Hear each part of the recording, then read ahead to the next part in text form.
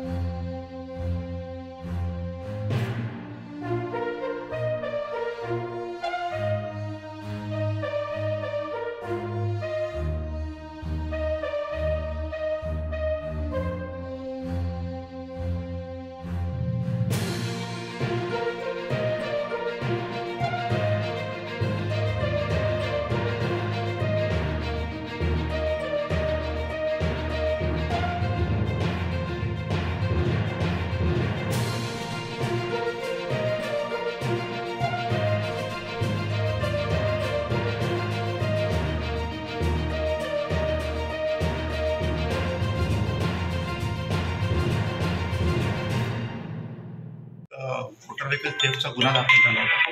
त्या अनुषंगाने पी.आय. पवार एलसीबीची टीम यांनी अतिशय चांगलं काम करून 3 आरोपी एकनाथ हिरामण सोनवणे हा मालेगावचा राहणार आहे, दुसरा आहे आधार भारत माळी हा 28 वर्षाचा आहे, हा देखील मालेगाव राहणार आहे, आणि विशाल पंडित अहिरे वय वर्ष 22 हा साक्री येथे राहणार आहे।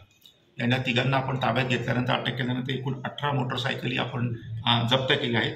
त्याच्यापैकी आता आपल्याकडे 7 मोटरसायकली अशा आहेत की ज्यांची आपल्याकडे ओळख पटलेली आहे।